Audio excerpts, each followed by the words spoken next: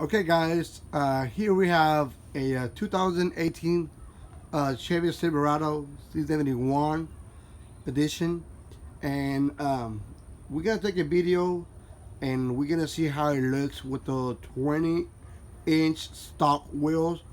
And after that, I'm gonna make another video showing 20 by 9 off-road wheels block.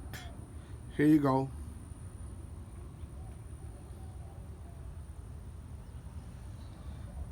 And I put the leveling kit 3 inches which is on right now, so you can see the big space right there, and I don't have much room right here, but try my best.